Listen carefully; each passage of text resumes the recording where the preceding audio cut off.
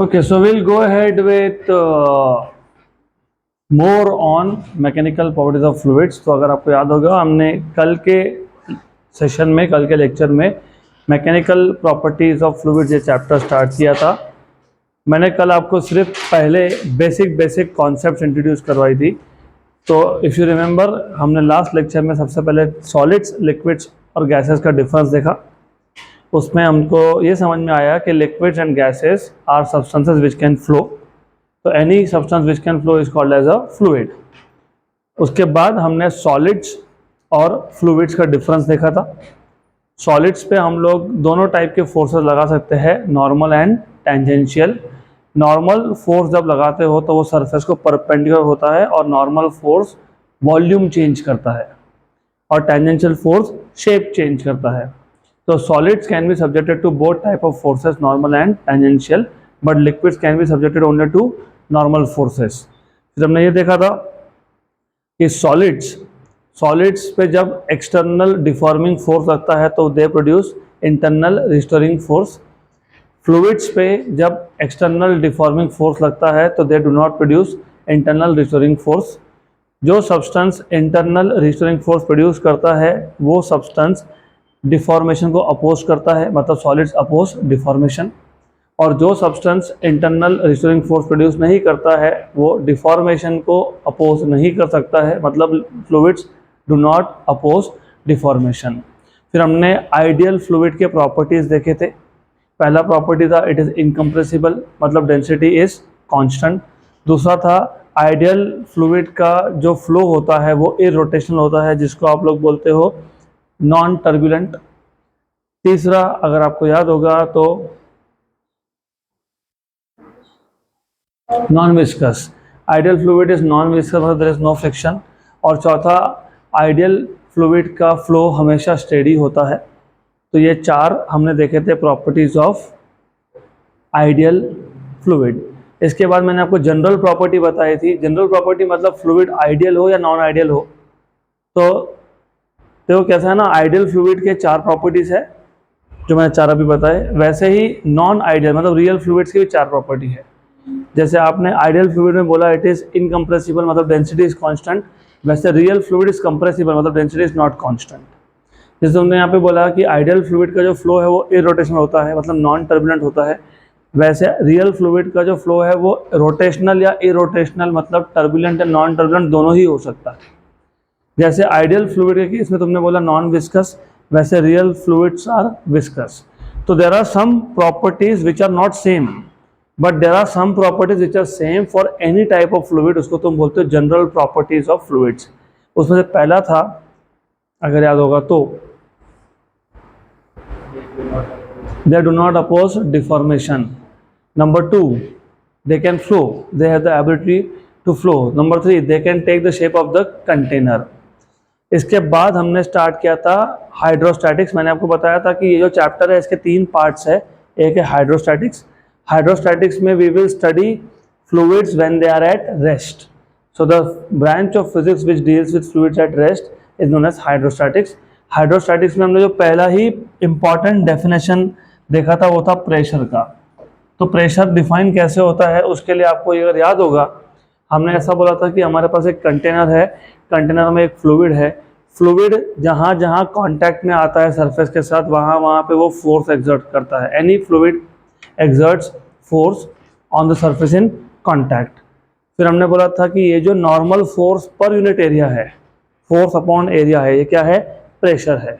तो हमने pressure define किया था, pressure is defined as normal force per unit area. तो फोर्स अपॉन एरिया था प्रेशर, राइट। और ऐसा unit of pressure is newton per metre square. हमने डायमेंशंस भी फाइंड किए थे, अगर आपको याद होगा तो m1 L-1 T-2। फिर हमने फाइंड किया था pressure due to liquid column. मैं यहाँ से आगे pressure due to liquid column में एक बार रिपीट करवा देता हूँ और उसके आगे हम देखेंगे फिर। तो pressure due to liquid column,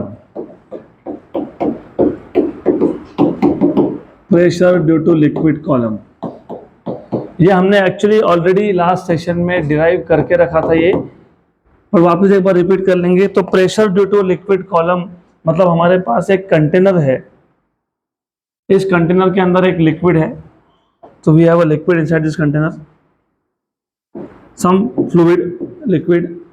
Then हमारे पास एक पॉइंट था x, सम पॉइंट x. हमको इस x पॉइंट पे फाइंड करना है what is the pressure due to the liquid which is above x. x के ऊपर जितना भी लिक्विड है उसकी वजह से कितना प्रेशर आया. तो हमने यहाँ पे एक इमेजिनरी सिलेंडर लिया था, याद रखना ये इमेजिनरी है. तो हमने एक इमेजिनरी सिलेंडर लिया था यहाँ पे. इस इमेजिनरी सिलेंडर का जो हाइट है वो है h.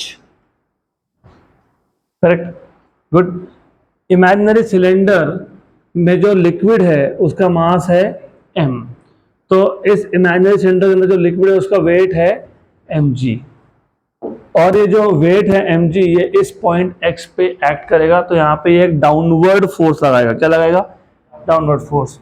और बाय डेफिनेशन हमको पता है, by definition pressure is force upon area. Force कहाँ से आ रहा है? जो सिलेंडर के अंदर लिक्विड है उसका वेट वो कितना है? mg upon area. फिर हमने लिखा था मास को वॉल्यूम इनटू डेंसिटी. और वॉल्यूम ऑफ सिलेंडर होता है एरिया इनटू h. तो a into h rho g upon A और ए हो गया कैंसल. तो आपको प्रेशर मिल गया था h रो जी. तो pressure due to liquid column होता है h रो जी. यहाँ तक हमने कल देखा था. अब हम लोग जाएंगे इसके आगे. अब हमको देखना है एटमॉस्फेरिक प्रेशर. तो we want to see what is atmospheric pressure.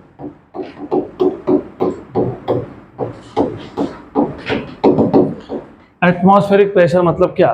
तो आपको पता है earth is surrounded by gases, air.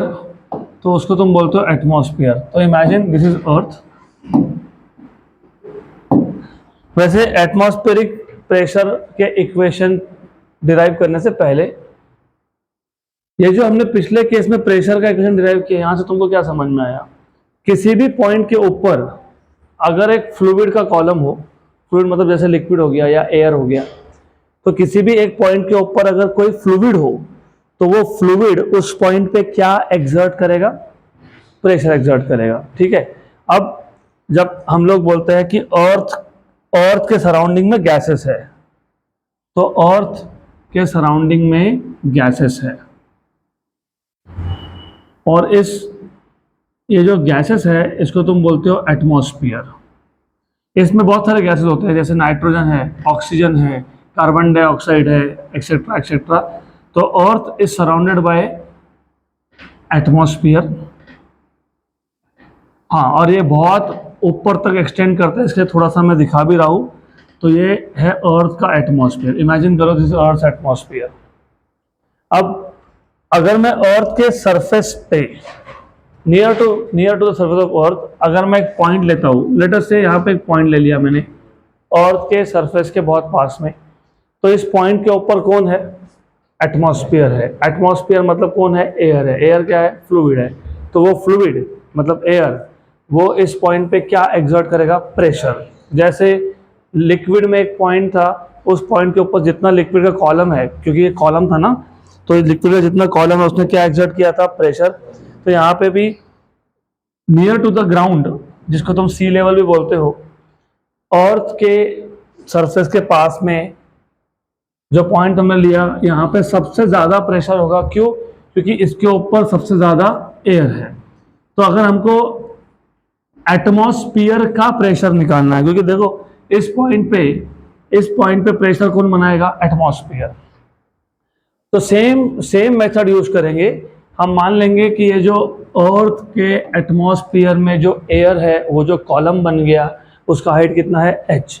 यहाँ पे तुमने इमेजिनरी सिलेंडर लिया था लिक्विड का, यहाँ पे तुम इमेजिनरी सिलेंडर ले रहे हो एयर का.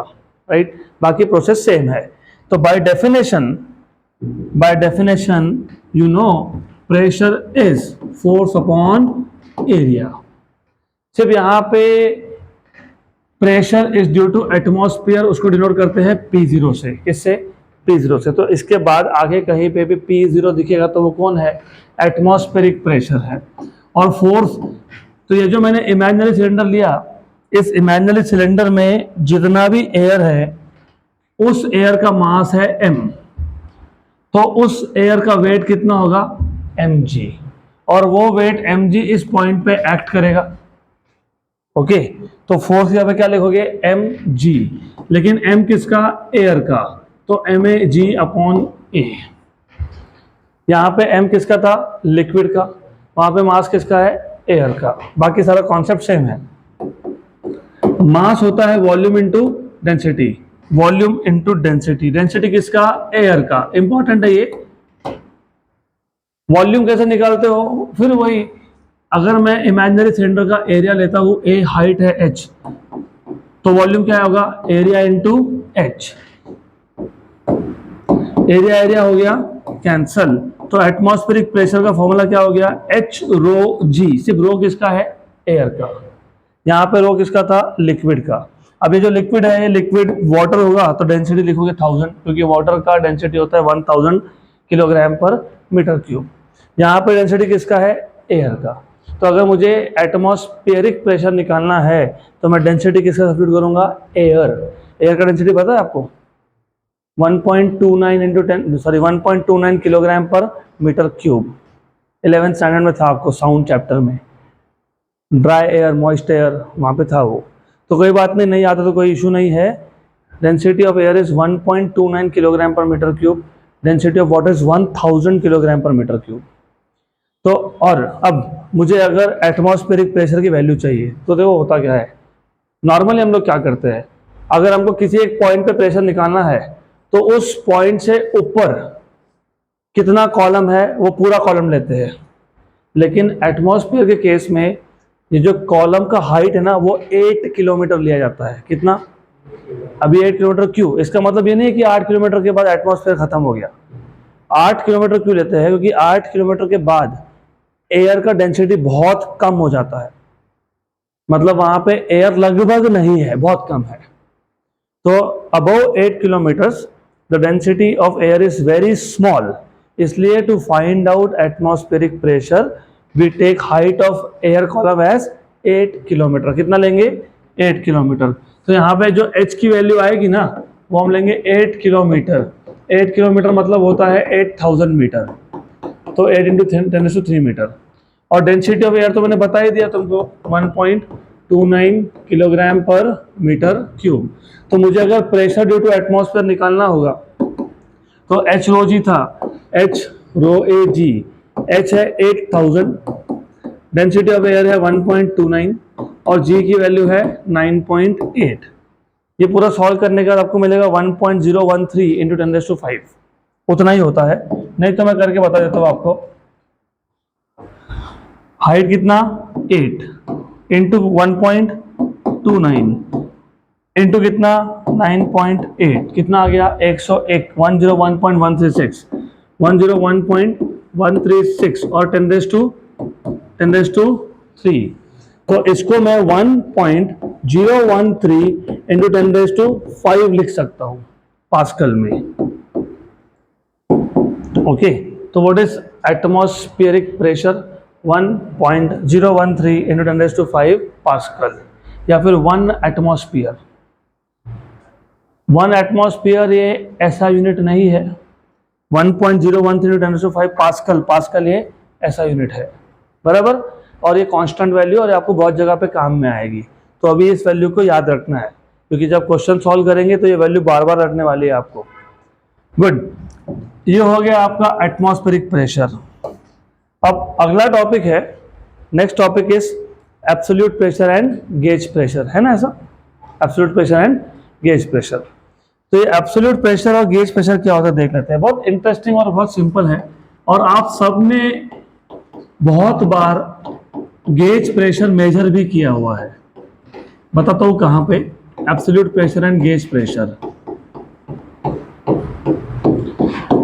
जब गाड़ी के टायर में हवा कम हो जाए तो तुम जाते होंगे हवा भरवाने के लिए, उनके पास एक मीटर होता है जिससे पहले चेक करते हैं कि कितना प्रेशर है, बराबर। नॉर्मली 32, 33 या 36 तक होता है कुछ, डिपेंडिंग ऑन गाड़ी कौन सा है, डिपेंडिंग ऑन गाड़ी के टायर का साइज़ क्या है। तो वो जो मीटर यूज़ करते हैं ना, वो मीटर जो प्रेशर मेजर करता है उसको बोलते हैं गेज प्रेशर। क्या बोलते हैं, गेज प्रेशर। और वो मीटर को बोलते हैं प्रेशर गेज। क्या बोलते हैं, प्रेशर गेज। अब ये गेज प्रेशर क्या होता है ये हम सीखेंगे यहाँ पे।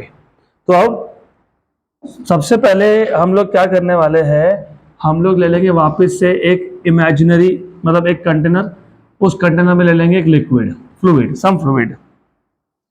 तो consider a container filled with a fluid. तो एक कंटेनर है, उसमें एक फ्लूइड है, इस फ्लूइड का डेंसिटी है रो। फिर इस फ्लूइड में मैं एक पॉइंट इमेजिन करता हूं यहां पे, सम पॉइंट बी, और ये जो पॉइंट है ना, इसके सराउंडिंग में मैं एक सिलेंडर इमेजिन कर लेता हूं। और मैंने जानबूझ के यहाँ पे इंटेंशनली मैंने यहाँ पे जो सिलेंडर है वो अंदर लिया है। अगर आपको याद होगा हमने पिछले केस में सिलेंडर का टॉप सरफेस कहाँ रखा था, फ्री सरफेस ऑफ लिक्विड पे। यहाँ पे मैंने सिलेंडर का टॉप सरफेस थोड़ा सा अंदर रखा है। ये जो टॉप सरफेस है इसका हाइट मतलब इसका डेप्थ कहाँ से फ्री सरफेस से है, x1, और जो लोअर सरफेस है इसका है x2, और ये जो हाइट है ये हाइट है h, मतलब ये है x1 माइनस x2। तो ये क्या है, x1 minus x2 equal to h। यहाँ तक क्लियर। तो गेज प्रेशर और एब्सोल्यूट प्रेशर का कॉन्सेप्ट समझने के लिए हमने लिया एक कंटेनर में लिया हमने लिक्विड, उस लिक्विड में हमने एक पॉइंट इमेजिन कर लिया, उस पॉइंट के ऊपर एक इमेजिनरी सिलेंडर ड्रॉ कर दिया। सिलेंडर का जो टॉप सरफेस है वो x1 डिस्टेंस पे है फ्री सरफेस से, और जो बॉटम वाला है वो है x2 डिस्टेंस पे फ्रॉम द फ्री सरफेस, और ये जो हाइट है h सिलेंडर का वो क्या हो गया, x1 माइनस x2। अब हमने जब प्रेशर का कॉन्सेप्ट डिफाइन किया था तो हमने क्या बोला था, any fluid exerts force on the surface in contact, this force upon area is called as pressure. सही है। अब देखो ऐसा है, ये जो इमेजिनरी सिलेंडर है, इस इमेजिनरी सिलेंडर के ऊपर, तो इस इमेजिनरी सिलेंडर के ऊपर जो फ्लूइड है ना, इस इमेजिनरी सिलेंडर के ऊपर लिक्विड है कि नहीं है, यस। तो इसके ऊपर जो लिक्विड है वो ऊपर के सरफेस पे एक डाउनवर्ड फोर्स लगाएगा F1। तो the fluid above the top surface of cylinder exerts a downward force on the top surface, correct। और इस सिलेंडर के नीचे जो फ्लूइड है वो नीचे के सरफेस पे एक अपवर्ड फोर्स लगाएगा F2। क्यों, क्योंकि मैं नहीं बोल रहा, ये प्रेशर का डेफिनेशन है।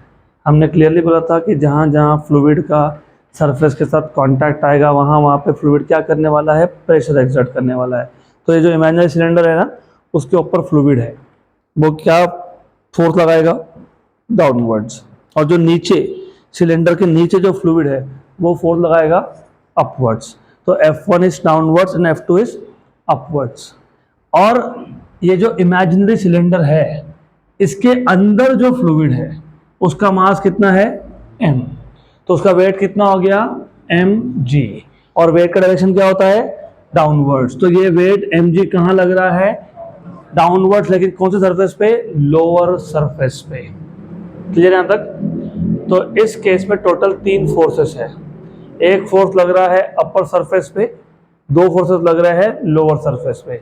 अपर सरफेस पे फोर्स है downwards due to liquid above it, lower surface पे है force F2 upwards due to liquid below it, और weight mg due to liquid above it. सही है। तो F1 और mg डाउनवर्ड्स है, F2 अपवर्ड्स है। F1 ये अपर सरफेस पे लग रहा है, F2 और mg ये लोअर सरफेस पे लग रहा है। यहाँ तक क्लियर, पक्का। हमको प्रेशर चाहिए, याद रखना। और आपको मैंने कल बताया था कि ये जो चैप्टर है ना, इसके 3 पार्ट्स है। एक है हाइड्रोस्टैटिक्स, एक है सरफेस टेंशन, और एक है हाइड्रोडायनामिक्स, जिसको तुम फ्लूइड डायनामिक्स भी बोलते हो। तो मैंने बताया था तुमको हाइड्रोस्टैटिक्स का मतलब क्या होता है, याद है? What is hydrostatics? The branch of physics which deals with the study of fluids at rest. At rest कोई भी, चाहे वो फ्लूइड हो चाहे वो सॉलिड हो, वो रेस्ट पे तब होता है जब क्या हो, इक्विलिब्रियम। इक्विलिब्रियम मतलब क्या, फोर्सेस आर बैलेंस्ड। तो हम अब तक हाइड्रोस्टैटिक्स ही पढ़ रहे हैं ना, और ये पूरा का पूरा फ्लूइड रेस्ट पे है कि नहीं, यस। रेस्ट पे होना मतलब क्या, इक्विलिब्रियम होना। इक्विलिब्रियम होने का मतलब क्या होता है कि डाउनवर्ड और अपवर्ड फोर्सेस आर बैलेंस्ड। तो since the fluid is in equilibrium, ये जो फ्लूइड है ये इक्विलिब्रियम में है, therefore total upward force equal to total downward force. Total upward force सिर्फ एक है, कौन सा? F2, और डाउनवर्ड फोर्स दो है, कौन है? F1 plus mg। तो क्योंकि ये हाइड्रोस्टैटिक्स था, क्योंकि फ्लूइड मूव नहीं हो रहा है, क्योंकि फ्लूइड रेस्ट में है तो फोर्सेस बैलेंस्ड है। फोर्सेस बैलेंस होने को बोलते हो इक्विलिब्रियम। इक्विलिब्रियम का मतलब होता है जितना फोर्स ऊपर के डायरेक्शन में उतना का उतना नीचे के डायरेक्शन में, मतलब फोर्सेस आर बैलेंस्ड। तो F2 इक्वल टू क्या आ गया? F1 plus mg। तुमको फोर्स चाहिए था कि प्रेशर चाहिए था? प्रेशर चाहिए ना हमको। तो प्रेशर, अगर आपको याद होगा, pressure is force upon area. तो फोर्स क्या आ गया? Pressure into area. मैं इसको इक्वेशन 1 बोलता हूं। Force is pressure into area, तो F1 equal to P1A and F2 equal to P2A। अब मैं A1 A2 क्यों नहीं लिखा? क्योंकि ऊपर की सरफेस का एरिया और नीचे की सरफेस का एरिया क्या है? सेम है। और ये जो इक्वेशन नंबर 2 आया ना, इसको 1 में सब्स्टिट्यूट कर देंगे। तो फ्रॉम इक्वेशन नंबर 1 एंड 2 यहाँ सब्स्टिट्यूट कर दो। F2 क्या आ गया? P2A। F1 क्या आ गया? P1A प्लस क्या लिखोगे? mg। लेकिन mg मास क्या होता है? Volume into density. Very good. लेकिन ये m क्या था? ये मास था लिक्विड का इनसाइड द सिलेंडर, और तुमने इसको क्या लिखा? Volume into density. तो वॉल्यूम कौन से वॉल्यूम की बात चल रही है? सिलेंडर के। सिलेंडर का वॉल्यूम कैसे फाइंड करते हैं मैंने कल भी बताया था और आज भी बताया। Area into height. Very good. Area a है और हाइट कितना है? x1 माइनस x2 है। तो P1A plus volume is area into height कितना है? x1 माइनस x2 है। तो ये वॉल्यूम आ गया। किसका वॉल्यूम आ गया? ये सिलेंडर का। इनटू रो इनटू g हो गया।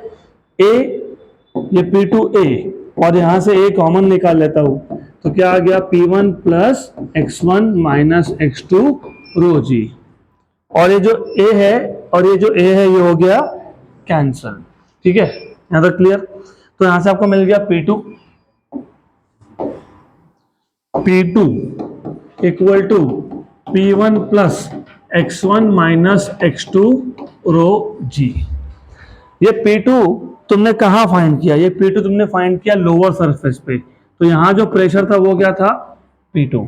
तो तुम यहाँ पे P2 फाइंड कर रहे हो, मतलब इमेजिनरी सिलेंडर के नीचे वाले सरफेस पे कितना प्रेशर है ये फाइंड कर रहे हो। तो अगर आप इक्वेशन देखोगे आपको क्या समझ में आया? P2 इक्वल टू P1 कहाँ था? यहाँ पे था ना P1। प्लस क्या लिखा तुमने? Plus x1 minus x2 rho जी। x1 माइनस x2 मतलब कौन? Height into rho g. तो तुमको समझ में अगर एक चीज आई होगी, मुझे अगर किसी पॉइंट पे प्रेशर निकालना है तो उस पॉइंट के ऊपर कौन सा लिक्विड है, उन सारे का प्रेशर निकाल के क्या करना? ऐड करना। हमने वही किया यहाँ पे। P2 फाइंड किया। P2 कैसे फाइंड किया? P2 is x1 minus x2 rho ji. x1 और x2 क्या था? h। तो क्या लिखा मैंने? h rho ji.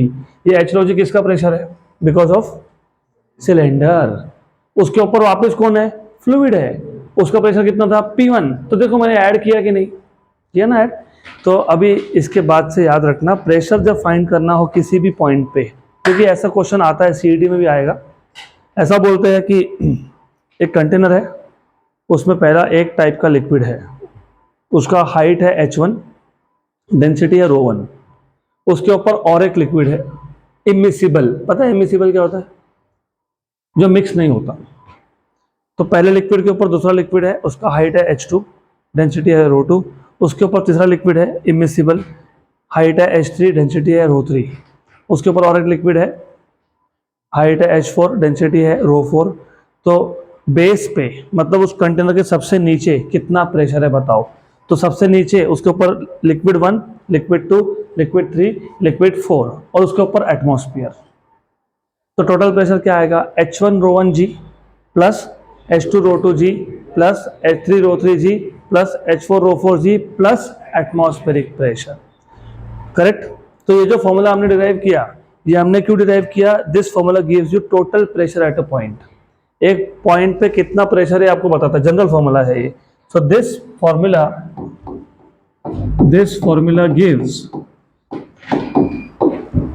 gives total pressure at point, total pressure at a point, total pressure at a point। Clear यहां तक? अब तक मैंने एब्सोल्यूट प्रेशर क्या होता है डिफाइन नहीं किया, अभी करूंगा। तो यहां तक क्लियर हुआ क्या? हमने एक कंटेनर लिया, कंटेनर में एक लिक्विड लिया, उसमें एक इमेजिनरी सिलेंडर लिया, ये तो हमने कल भी देखा था। सिर्फ डिफरेंस क्या है, फिर कल जो इमेजिनरी सिलेंडर था ना, वो सीधा फ्री सरफेस ऑफ वाटर से स्टार्ट हो रहा था। यहाँ पे इमेजिनरी सिलेंडर थोड़ा अंदर लिया है, तो इमेजिनरी सिलेंडर का जो टॉप सरफेस है वो फ्री सरफेस से x1 डिस्टेंस पे है और बॉटम x2 डिस्टेंस पे है, और सिलेंडर का हाइट कितना है h, तो x1 माइनस x2 क्या आ गया h। यहाँ तक क्लियर?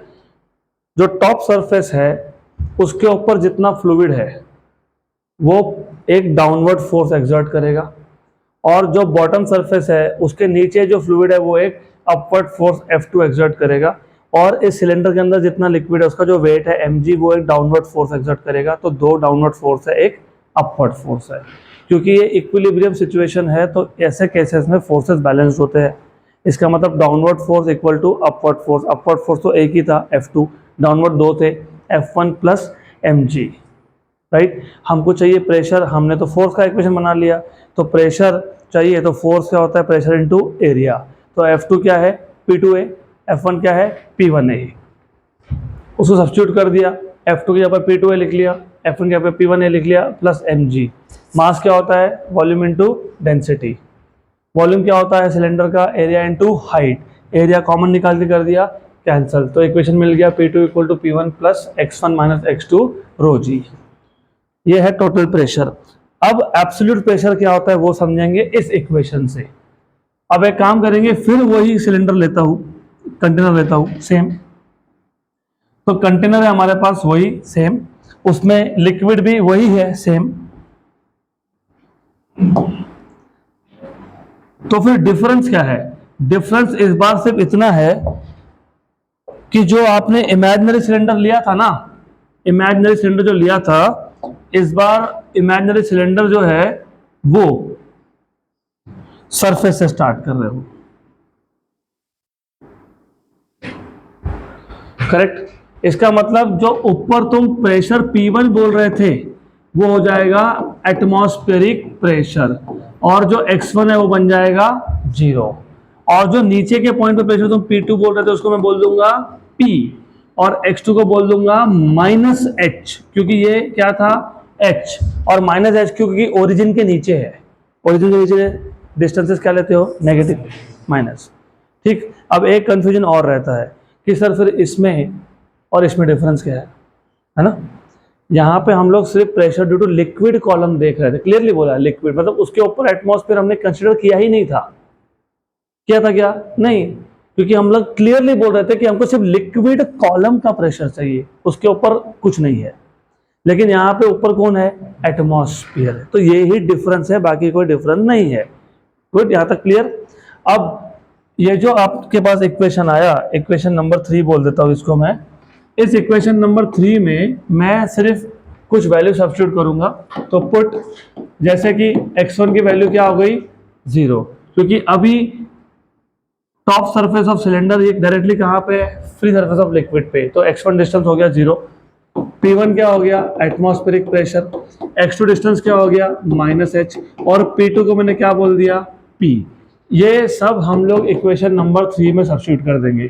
तो P2 की यहाँ पे क्या लिखेंगे, P, P1 की यहाँ पे क्या लिखेंगे, P0, x1 की यहाँ पे क्या लिखेंगे 0, और माइनस x2 के यहाँ पे क्या लिखेंगे माइनस h, और साथ में कौन है, रो जी। तो ये क्या आ गया, माइनस माइनस क्या हो गया, प्लस, तो P क्या आ गया, P0 प्लस एच रो जी। मैं इसको ऐसा लिख लेता हूँ, चलो ठीक है, इतना भी सफिशिएंट है। तो P पॉइंट पे प्रेशर ये किसके किसकी वजह से है, लिक्विड मतलब फ्लूइड, और इसको बोलते हैं एब्सोल्यूट प्रेशर। क्या बोलते हैं इसको, राइट। तो this P is known as absolute pressure. Absolute pressure का मतलब होता है total pressure at a point. Total pressure किसी भी पॉइंट पे ये आ गया pressure due to fluid, fluid plus pressure due to atmosphere. तो एब्सोल्यूट प्रेशर मतलब pressure due to liquid column plus pressure due to atmosphere. तो एब्सोल्यूट प्रेशर क्या होता है, it is a total pressure due to liquid column and atmosphere. याद रहेगा पक्का। तो याद रखना, एब्सोल्यूट प्रेशर टोटल प्रेशर होता है, मतलब लिक्विड कॉलम का प्लस लिक्विड कॉलम का प्लस एटमॉस्फेयर का। अब अगर मैं एब्सोल्यूट प्रेशर में से एटमॉस्फेरिक प्रेशर माइनस कर लूं, so the difference between absolute pressure and atmospheric pressure, तो मैंने क्या किया, सिर्फ इसको वहां शिफ्ट कर दिया। मतलब मैंने एब्सोल्यूट प्रेशर में से क्या माइनस कर लिया, एटमॉस्फेरिक प्रेशर, तो क्या आ गया, एच रो जी। ठीक है, बराबर। तो जब आप एब्सोल्यूट प्रेशर में से एटमॉस्फेरिक प्रेशर माइनस करते हो उसको बोलते हो गेज प्रेशर। क्या बोलते हैं उसको, गेज प्रेशर। गेज प्रेशर का मतलब है, दिख भी रहा है, एच रो जी, मतलब सिर्फ किसका प्रेशर, लिक्विड कॉलम का। किसका, लिक्विड कॉलम का। किसका, लिक्विड कॉलम का। तो याद रखना, this is called as gauge pressure. ये क्या है, ये गेज प्रेशर है। The difference between absolute pressure and atmospheric pressure is known as gauge pressure. सही है। तो गेज प्रेशर ये होता है सिर्फ और सिर्फ लिक्विड कॉलम की वजह से। क्लियर यहां तक। अब जब आप गाड़ी के टायर में हवा भरने जाते हो, एक तो टायर के अंदर हवा है, उसका प्रेशर है, एक टायर के बाहर हवा है जो एटमॉस्फेरिक प्रेशर है ना ऐसा। वो जो मशीन से आप प्रेशर मेजर करते हो ना, उसको प्रेशर गेज बोलते हैं। क्या बोलते हैं, अब क्यों बोलता है, क्योंकि वो जो मशीन है आपके पास, डिवाइस है, वो मेजर करता है pressure due to air inside the tyre. बाहर का नहीं मेजर करता वो, इनसाइड। तो इनसाइड क्या हो गया, फ्लूइड कॉलम जैसा हो गया ना अंदर। तो सिर्फ फ्लूइड कॉलम के प्रेशर को क्या बोलते हैं हम लोग, गेज प्रेशर। तो वहां पे जब तुम टायर का हवा चेक करने जाते हो तो कौन सा प्रेशर मेजर कर रहे हो, गेज प्रेशर। इसलिए उस मीटर को बोलते हैं प्रेशर गेज। क्या बोलते हैं, प्रेशर गेज। आ गया ध्यान में, राइट। मैं एक बार रिपीट कर देता हूँ। अभी हमने लिया था एक सिलेंडर, एक कंटेनर, उसमें था एक लिक्विड, लिक्विड में था एक सिलेंडर। हमने सबसे पहले टोटल प्रेशर का फॉर्मूला डिराइव किया eight a point, it is P1 plus x1 minus x2 rho जी। फिर वो जो इमेजिनरी सिलेंडर था इसको ऊपर शिफ्ट कर लिया, मतलब अभी x1 की वैल्यू 0 हो गई, P1 की वैल्यू एटमॉस्फेरिक प्रेशर P0 हो गई, P2 की वैल्यू को P बोल दिया और x2 को बोल दिया माइनस h। ये वैल्यू सब्स्टिट्यूट कर दिए इक्वेशन नंबर 3 में, तो आपको मिल गया P equal to P0 plus h rho g. इसको बोलते हो एब्सोल्यूट प्रेशर। क्या बोलते हैं, और एब्सोल्यूट प्रेशर में से अगर मैंने एटमॉस्फेरिक प्रेशर को माइनस कर दिया तो क्या बोलेंगे, गेज प्रेशर। Very good. अगला टॉपिक अभी आगे क्या है, आगे है हाइड्रोस्टैटिक पैराडॉक्स। बहुत सिंपल सा टॉपिक है, बहुत इंटरेस्टिंग है। पहले तो तुमको पैराडॉक्स का मतलब समझाता हूं क्या होता है। Hydrostatic paradox, hydrostatic paradox. Paradox का मतलब होता है कि जो हम लोग एक्सपेक्ट करते हैं उसकी जगह पे उसका उल्टा होना, उसको बोलते हैं पैराडॉक्स। मतलब expectation is opposite of reality. अब ये हाइड्रोस्टैटिक पैराडॉक्स क्या है, एकदम सिंपल तरीके से समझेंगे हम लोग। मैं इसमें एक काम करूंगा, पहले डायग्राम ड्रॉ कर लूंगा, उसके बाद मैं यहाँ पे लिखूंगा हाइड्रोस्टैटिक पैराडॉक्स का एक्सपेक्टेशन क्या है, मतलब क्या होना चाहिए था, और रियलिटी क्या है, क्या हो रहा है। राइट। तो इस केस में हम लोग लेते हैं 3 कंटेनर, 3 वेसल। तीनों वेसल का बेस एरिया सेम है लेकिन उनका शेप अलग अलग है। तो हमारे पास तीन कंटेनर है, समझ लीजिए तीन लिया मैंने, तीनों का बेस एरिया सेम है, बेस का एरिया सेम है, तो बेस एरिया सेम कर दिया, लेकिन तीनों का शेप अलग अलग है, और मैं आपके जो डायग्राम बुक में दिया उसके हिसाब से चलने वाला हूं। तो पहला कंटेनर ऐसा है आपके पास,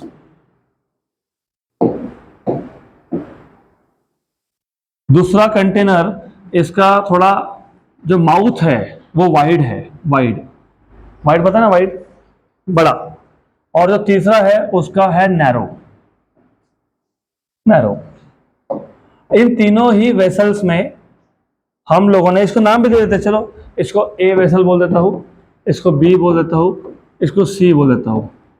हमने इन तीनों ही वेसल्स में same liquid up to same height भर दिया, same liquid up to same height भर दिया, और हम लोग प्रेशर मेजर कर रहे हैं बेस पे, बेस। तो यहां पे हम लोग एक प्रेशर मीटर लगा देंगे, प्रेशर मीटर मतलब जो प्रेशर मेजर करेगा उसको बोल रहा हूं प्रेशर मीटर। तो हमने यहाँ पे एक प्रेशर गेज लगा दिया जो प्रेशर मेजर करने वाला है। तो हमारे पास तीन वेसल्स थे of the same base area but different shapes, filled with same liquid up to same height. Good. हम प्रेशर कहाँ मेजर कर रहे हैं, बेस पे। तो क्या लगता है तुमको तीनों में प्रेशर सेम आएगा नहीं आएगा, किस में ज्यादा आएगा किस में कम आएगा? What is pressure? Force upon area. Force is weight, क्योंकि तीनों में लिक्विड है तो लिक्विड का जो वेट होगा वो क्या जनरेट करेगा, प्रेशर। तो तुमको क्या लगता है कि तीनों में प्रेशर सेम होगा कि नहीं होगा? नहीं होगा। Very good. किस में सबसे ज्यादा होगा और क्यों होगा? बी में सबसे ज्यादा होगा। क्यों? क्यों? एरिया तो बेस का सेम है ना, वॉल्यूम ज्यादा है, मतलब यहाँ पे लिक्विड का वॉल्यूम मतलब लिक्विड का वेट ज्यादा है, तो सबसे ज्यादा प्रेशर कहाँ मिलना चाहिए, सबसे कम। वेरी गुड, ये है एक्सपेक्टेशन, लेकिन रियलिटी ऐसा नहीं है, तीनों जगह पे सेम आता है। तो पैराडॉक्स का मतलब ही ये होता है कि जो तुम एक्सपेक्ट कर रहे हो और जो रियलिटी है वो दोनों एक दूसरे के अपोजिट है।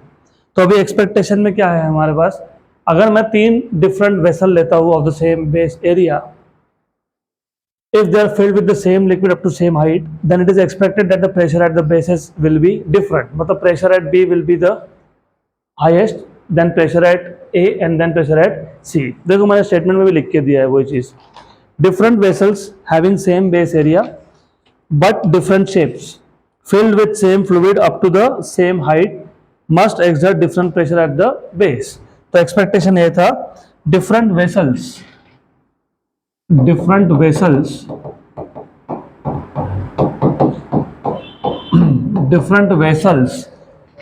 सेम क्या है, क्या सेम है, base area, having same base area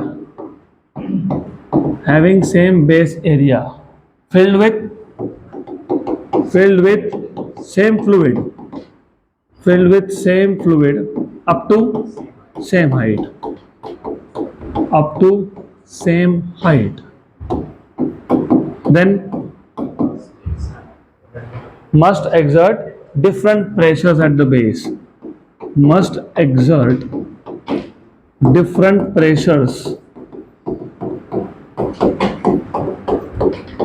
pressures at the base।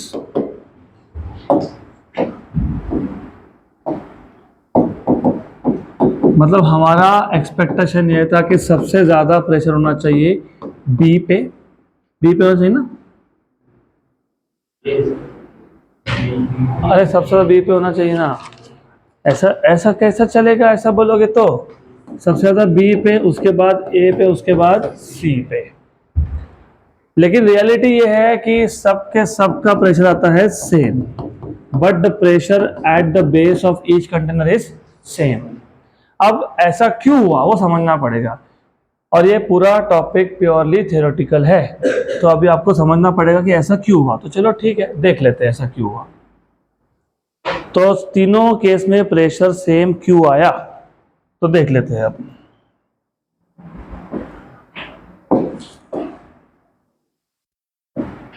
एक एक करके ऑफ कोर्स पूरा थ्योरी है तो मैं अभी यहाँ लिखने तो कुछ नहीं वाला हूँ, मैं सिर्फ आपको समझा दूंगा। बाकी नोट्स देते ही इसके लिए हम लोग कि तुम घर पे जाके थ्योरी थोड़ा पढ़ लो, तो ऐसा एक्सपेक्टेशन है कि तुम पढ़ोगे। मैंने आपको अभी बोला, मैं समझ गया तुम हंस रहे हो, मतलब तुम नहीं पढ़ोगे। Good, anyways, not good but good, anyways ध्यान दो यहाँ पे। चलो गुड। अभी ऐसा है ना, अभी मैंने कल भी बताया था और आज स्टार्ट ही वहां से किया। क्या बोला मैंने कि जहां जहां पे फ्लूइड सरफेस के साथ कांटेक्ट में है वहां पे फ्लूइड क्या लगाता है? Normal force. You know every action has equal but opposite reaction.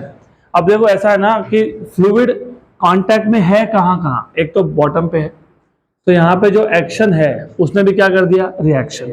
वो एक्शन रिएक्शन कैंसिल हो गया, मतलब बैलेंस हो गया। यहाँ पे भी जो साइड वॉल्स है वहां पे भी तो लिक्विड कांटेक्ट में था, तो ये हो गया एक्शन। लिक्विड ने, फ्लूइड ने फोर्स एक्सर्ट किया, एक्शन। किस पे? वॉल पे। वॉल क्या करेगा? रिएक्शन। तो अगर तुम देख रहे हो, मैं ना ब्लू कलर के लाइंस को रिएक्शन बताने वाला हूं और रेड कलर के लाइंस को एक्शन बताने वाला हूं। तो अगर तुम देख रहे हो यहाँ पे जो रिएक्शन है ना, रिएक्शन, वो रिएक्शन हॉरिजॉन्टल है, और ये जो रिएक्शन फोर्सेस है ना, ये दोनों क्या कर देंगे? कैंसल। क्या करेंगे? कैंसल। तो यहाँ पे जो वॉल्स थे उस पे जो फ्लूइड ने एक्शन लगाया, फोर्स लगाया, वॉल ने क्या किया? रिएक्शन। और ये रिएक्शन थे horizontal, equal in magnitude but opposite in direction. पहले केस में, ए केस में रिएक्शन का वर्टिकल कंपोनेंट है ही नहीं, सिर्फ कौन सा है? हॉरिजॉन्टल, और वो भी क्या हो गया? कैंसल। इसका मतलब ये कि बेस पे जो भी फोर्स लगेगा वो लगेगा ओनली बिकॉज ऑफ वेट। किसका वेट? लिक्विड का वेट। किसका वेट? तो मैं यहाँ पे अभी रेड येलो कलर का जो एरो ड्रॉ कर रहा हूं, ये है ओनली वेट। किसका वेट है ये? लिक्विड का। मतलब कौन है ये? mg। तो प्रेशर किसकी वजह से आ रहा है? mg। तो पहले केस में रिएक्शन कंपोनेंट्स प्रेशर में कंट्रीब्यूट कर रहे हैं क्या? नहीं, क्योंकि वो तो कैंसिल हो गया ना। तो यहाँ पे पहले केस में प्रेशर के लिए सिर्फ कौन रिस्पॉन्सिबल है? वेट। किसका वेट? लिक्विड का वेट, फ्लूइड का वेट। क्लियर है तक? पक्का? अब यू नो यहां पे, क्योंकि इफ यू आर लुकिंग, मैं थोड़ा सा इसको ज्यादा टिल्ट करता हूं, थोड़ा सा डायग्राम चेंज कर रहा हूं, लिटिल बिट।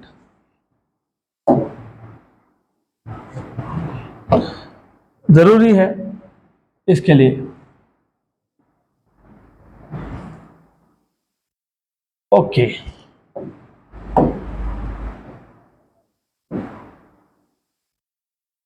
ओके। अब जो सेकंड केस था, सेकंड केस में लिक्विड इन वॉल्स को कांटेक्ट में है। फ्लूइड कौन सा फोर्स लगाता है? नॉर्मल। कौन सा? नॉर्मल मतलब सरफेस को परपेंडिकुलर। दिख रहा है क्या? परपेंडिकुलर दिख रहा है ना, 90 डिग्री। यस। ये क्या हो गया? एक्शन। क्या हो गया ये? एक्शन। क्या हो गया ये? वॉल क्या करेगा? Very good. वॉल क्या करेगा? रिएक्शन। तो वॉल जो रिएक्शन करेगा उसका डायरेक्शन होगा अपोजिट। अभी मैं सिर्फ रिएक्शन फोर्स ड्रॉ कर रहा हूं, ये रिएक्शन आ गया। तो रिएक्शन एक्शन को क्या है? अपोजिट है। तो ये जो ब्लू लाइन ड्रॉ किए, ब्लू वेक्टर्स ड्रॉ किए, कौन है? रिएक्शन है। अब आपको पता होना चाहिए कौन से वेक्टर्स के कंपोनेंट करते हैं, कौन से वेक्टर के कंपोनेंट नहीं करते हैं। अगर कोई वेक्टर सिर्फ एक्स एक्सिस के अलोंग हो, उसका होता ही एक कंपोनेंट है, एक्स कंपोनेंट। पहले केस में क्या था? जो वेक्टर्स थे वो थे ओनली अराउंड एक्स, तो उनका कंपोनेंट एक ही था, एक्स। अगर कोई वाई के अलोंग हो तो ओनली वाई, लेकिन ये ना एक्स के अलोंग है ना वाई के अलोंग, तो इनके दो कंपोनेंट होंगे, एक होगा हॉरिजॉन्टल, एक होगा वर्टिकल। एक होगा हॉरिजॉन्टल और दूसरा होगा वर्टिकल। Very good. ओके। तो यहां पे जो रिएक्शन है, रिएक्शन के कितने कंपोनेंट्स कर लिए तुमने? दो। कौन से दो? Horizontal and vertical. Very good. अभी जो डायग्राम मैंने ड्रॉ की, मेरे को डायग्राम देख के बताओ रिएक्शन के कौन से कंपोनेंट्स कैंसिल होने वाले हैं? रिएक्शन के कौन से कंपोनेंट्स कैंसिल होने वाले हैं? हॉरिजॉन्टल। और वर्टिकल क्या होने वाले हैं? ऐड, क्योंकि वर्टिकल कंपोनेंट्स का डायरेक्शन क्या है? सेम है। और हॉरिजॉन्टल क्या था? अपोजिट था। तो हॉरिजॉन्टल कंपोनेंट्स क्या हो गए? कैंसिल। वर्टिकल क्या हो गए? ऐड। लेकिन ऐड कौन से डायरेक्शन में हुए? अपवर्ड्स। और वेट कहां होता है? देखो, अभी आप में से किसी ने बोला कि सबसे ज्यादा लिक्विड इसके अंदर है, इसलिए सबसे ज्यादा प्रेशर होना चाहिए। बराबर है। सबसे ज्यादा लिक्विड मतलब सबसे ज्यादा वेट बी कंटेनर में था। वेट क्या होता है? लेकिन यहाँ पे नॉर्मल रिएक्शन के वर्टिकल कंपोनेंट्स कहाँ है? तो यू सी, ये जो नॉर्मल रिएक्शन के वर्टिकल कंपोनेंट्स है ना, इसने वेट का इफेक्ट कम कर दिया। क्या कर दिया? कम कर दिया। अभी इसका मैं एक एग्जांपल देता हूँ आपको, सिर्फ समझने के लिए। उसका इसके साथ कोई रिलेशन नहीं है, मैं सिर्फ एग्जांपल दे रहा हूँ आपको, सिर्फ एग्जांपल। किसी के साथ तुम्हारा झगड़ा हो गया, बहुत हट्टा कट्टा था, तो तुम थे ऐसे बारीक। अब तो तुम बोल नहीं सकते कि तू आया तो तेरे को पटक डालूंगा, कैसे उठाओगे? पर अगर वही तुमको स्विमिंग पूल में मिल गया, स्विमिंग पूल क्योंकि स्विमिंग पूल मतलब पानी के अंदर कोई भी ऑब्जेक्ट हो तो पानी उस पर एक अपवर्ड फोर्स लगाता है, जिसको तुम बोलते हो अप थ्रस्ट। क्या बोलते हो? Up thrust, right. वो हट्टा कट्टा पहलवान जब पानी के अंदर हो तो उसका इफेक्टिव वेट कम हो जाता है, क्योंकि वेट था नीचे, अप थ्रस्ट था ऊपर। बराबर। तो लिक्विड के अंदर अगर एक ऑब्जेक्ट रख दिया हैवी, तो उसका इफेक्टिव वेट कम क्यों हुआ? क्योंकि नीचे था वेट और वाटर ने एक फोर्स लगा दिया था ऊपर के डायरेक्शन में। तो नेट फोर्स क्या हुआ? Downward minus upward. अभी उसको भूल जाओ, अभी इस पे आओ। जब तुमने बोला कि बी कंटेनर में सबसे ज़्यादा लिक्विड है तो सबसे ज़्यादा प्रेशर होना चाहिए, ठीक है। लेकिन तुमको दिख रहा है कि यहाँ पे जो रिएक्शन के वर्टिकल कंपोनेंट्स है वो ऐड हो गए। कहाँ ऐड हुए? अपवर्ड्स। वेट कहाँ था? नीचे। तो ये जो नॉर्मल रिएक्शन के वर्टिकल कंपोनेंट्स है, इसने वेट को क्या कर दिया? कम कर दिया, बैलेंस नहीं किया। क्या किया? तो इफेक्टिव वेट क्या हो गया? कम। यहां पे तो लिक्विड ही कम था तो वेट तो कम होने वाला था। यहां पे लिक्विड ज्यादा था लेकिन वेट फिर भी कम है। तो होता ऐसा है, जितना इफेक्टिव वेट इस केस में आता है बी में, उतना ही ए में आता है। तो वेट सेम हो गया, मतलब फोर्स सेम हो गया, और एरिया तो सेम ही था। एरिया सेम था कि नहीं? और प्रेशर क्या होता है? Force upon area. एरिया तो पहले से सेम था, फोर्स भी सेम हो गया, तो प्रेशर भी सेम हो गया। Very good. अब आ जाते हैं तीसरे केस पे। तीसरे केस पे वापस से चीज वही है, ये है एक्शन। किसने लगाया? बॉल नहीं, लिक्विड ने लगाया। बॉल तो रिएक्शन करेगा ना, अभी बॉल करेगा रिएक्शन। ये है रिएक्शन और परपेंडिकुलर है, ये परपेंडिकुलर रिएक्शन है। ये रिएक्शन, इस रिएक्शन के दो कंपोनेंट्स, एक नीचे और एक हॉरिजॉन्टल, मतलब एक वर्टिकल डाउनवर्ड्स और एक हॉरिजॉन्टल। गुड। तो अभी मेरे को देख के बताओ, मेरे को नहीं, डायग्राम को देख के बताओ। डायग्राम को देख के मेरे को बताओ कौन से रिएक्शन के कंपोनेंट्स कैंसिल हो रहे हैं? हॉरिजॉन्टल। और कौन से ऐड हो रहे हैं? वर्टिकल। लेकिन vertical components downwards. Very good. ये जो सी कंटेनर था, इसमें लिक्विड का वॉल्यूम कम था, तो इसमें mg वेट कम था। वेट कम था इसलिए तुम क्या बोल रहे थे कि प्रेशर यहाँ पे कम होना चाहिए, लेकिन यहाँ पे इफेक्टिव वेट बढ़ गया। किसने बढ़ाया? नॉर्मल रिएक्शन के वर्टिकली डाउनवर्ड कंपोनेंट्स ने। मतलब सी कंटेनर के केस में भी डाउनवर्ड फोर्स बी और ए जितना बन गया, एरिया तो पहले से सेम था, तो प्रेशर क्या हो गया? सेम हो गया, राइट। तो ये है हाइड्रोस्टैटिक पैराडॉक्स। तो हमारा एक्सपेक्टेशन था कि अगर मेरे पास अलग अलग वेसल्स हो जिनका बेस एरिया सेम होना चाहिए, बेस एरिया अलग लिया तो फिर नहीं सेम आएगा प्रेशर। तो अगर मेरे पास डिफरेंट वेसल्स थे हैविंग सेम एरिया, अगर इन तीनों को मैंने सेम लिक्विड से सेम हाइट तक भर दिया, तो हमारा एक्सपेक्टेशन था कि प्रेशर तीनों केस में सेम नहीं आएगा, बी में सबसे ज़्यादा आएगा, फिर ए में, और फिर सबसे कम सी में। लेकिन रियलिटी में होता है कि तीनों का प्रेशर हो जाता है सेम। वैसा होने का रीज़न क्या था कि जो नॉर्मल रिएक्शन है, पहले केस में तो नॉर्मल रिएक्शन का वर्टिकल कंपोनेंट है ही नहीं, तो जो भी प्रेशर आ रहा है नीचे is only because of weight of the liquid. दूसरे केस में लिक्विड का वेट ज़्यादा है लेकिन नॉर्मल रिएक्शन के वर्टिकल कंपोनेंट्स ऐड हो गए अपवर्ड, तो ये नॉर्मल रिएक्शन के वर्टिकल कंपोनेंट ने वेट को थोड़ा कम कर दिया, मतलब यहाँ पे नीचे प्रेशर थोड़ा सा कम हो गया, इतना कम हो गया कि ए और बी का सेम हो गया। और सी केस में नॉर्मल रिएक्शन के हॉरिजॉन्टल कंपोनेंट्स कैंसिल हो गए, वर्टिकल कंपोनेंट्स ऐड अप हो गए, लेकिन ऐड कहाँ हुए, नीचे के डायरेक्शन में। तो वेट कम था लेकिन एक्स्ट्रा फोर्स के कंपोनेंट आ गए नीचे, तो वेट बढ़ गया। तो तीनों केस में क्या आ गया, सेम, प्रेशर इज सेम। तो ये था हाइड्रोस्टैटिक पैराडॉक्स। सही, गुड। अगला टॉपिक है पास्कल्स लॉ। क्या हो गया, बोर हो गया क्या, बोर हो गए? चलो हाँ अबे हाँ भी बोल देते हो, टू ऑनेस्ट। तो ठीक है, अभी पास्कल्स लॉ मैं आपको आज इंट्रोड्यूस कर देता हूँ with a very funny and simple example, मतलब प्रैक्टिकल करके बताता हूँ पास्कल्स लॉ क्या है। तो मुझे पास्कल्स लॉ समझाने के लिए, मुझे नहीं समझाने के लिए, मैंने आपको समझाने के लिए, आई नीड वन वॉलंटियर। कोई भी एक आओ, बहुत सिंपल सा काम है। अरे कोई भी आओ, जल्दी जल्दी जल्दी जल्दी जल्दी जल्दी, अरे उठो, कोई तो एक उठ जाओ। Very good. अब एक काम करो, सबसे पहले वो फैन के बटन बंद करो, और आप लोग भी पीछे बैठ, अरे फैन बोला था मैंने, उधर रुको, आप दरवाजे के पास में रुको।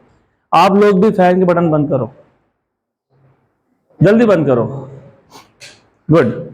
और विंडोज सब बंद है ना, पूरे बंद है, अच्छे देख लो, विंडोज बंद चाहिए मेरे को, कर्टन नहीं, विंडोज बंद है, बंद है। दरवाजा बंद करो, नहीं तुम अंदर हो, फिर तुमको समझेगा कैसे। Okay good. हाँ नहीं, उधर रुको, तुम उधर रुको। अब मैं जब बोलूंगा तब दरवाजा जोर से ओपन, मतलब फास्ट ओपन करना, जब बोलूंगा तब। नहीं, it is very interesting, very interesting. देखो अभी पहले मैंने फैन क्यों बंद करवाया, क्योंकि तुम हाइड्रोस्टैटिक्स सीख रहे हो, सही है। अगर फैन चालू रहता तो फ्लूइड मतलब एयर घूमता रहता, तो उसको पहले इस फ्लूइड को, एयर को रेस्ट पे आने देंगे। जब फ्लूइड रेस्ट पे आ गया तो उस केस में दिस बिकम्स, क्योंकि ये पूरा क्लासरूम क्लोज्ड है, तो fluid at rest inside a closed container, है ना, fluid at rest inside a closed container. सही है, ऑलमोस्ट हो ही गया है। अब आपको यहाँ पे जितने भी विंडोज दिख रहे हैं, सबके पास में एक एक कर्टन लगाया है मैंने। मुझे लग रहा है वो पीछे का जो है ना, वो विंडो ओपन है, वो पीछे वाला ओपन है, 100% ओपन है। बंद करो, नहीं तो फिर क्या प्रैक्टिकल डिमॉन्स्ट्रेशन होगा ही नहीं।